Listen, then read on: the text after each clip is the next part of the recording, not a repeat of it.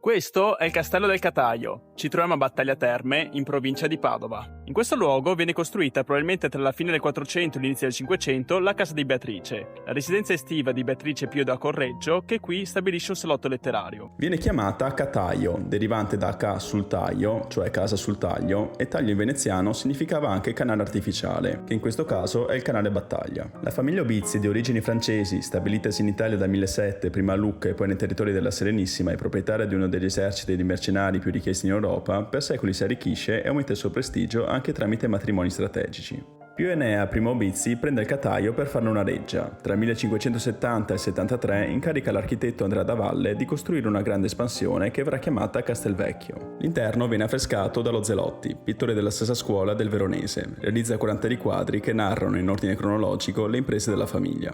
Al complesso gli viene dato un aspetto simile a un castello. Questo, assieme agli affreschi, era anche utile a sottolineare ai potenziali committenti le capacità militari degli Obizi. Nel 600 il nipote Pio Enea II amplia il complesso, aggiungendo un piccolo teatro e il cortile dei giganti, destinato a feste, tornei e allagandolo persino a battaglie navali simulate. Nella seconda metà del Settecento Tommaso Obizi realizza una grande galleria adibita a museo, rendendola visitabile ai suoi ospiti. Senza eredi diretti alla sua morte nel 1803, il Cataio passa alla famiglia Asburgo-Este, duchi di Modena e Reggio e ramo cadetto degli Asburgo. Francesco IV, per poter ospitare l'imperatore d'Austria Ferdinando I e il suo seguito, nel 1838 fa costruire l'Ala Nota come Castelnuovo. In quell'occasione ci sono grandissimi festeggiamenti, con vari spettacoli e fuochi d'artificio lanciati dai colli vicini per simulare dei vulcani. Nel 1859 Francesco V, perduto il ducato, si trasferisce al Cataio. Alla sua morte il complesso passa all'arciduca Francesco Ferdinando, che lo utilizza come residenza di caccia. Nel 1914 Francesco Ferdinando muore assassinato innescando la Prima Guerra Mondiale. Il Cataio passa all'imperatore Carlo I d'Austria, che lo svuota portando tutte le collezioni in Austria. Dopo la Prima Guerra Mondiale viene ceduto all'Italia come risarcimento di guerra. Nel 1929 viene venduto alla famiglia della Francesca, che lo trasforma in azienda agricola, prevalentemente per la coltivazione del tabacco, attiva fino agli anni 70. Nel 1994 il complesso viene aperto per la prima volta al pubblico. Dal 2016 il castello è di proprietà dell'imprenditore Sergio Cervellin, che ha avviato importanti lavori di restauro e ridato vita al Cataio con eventi pubblici e privati.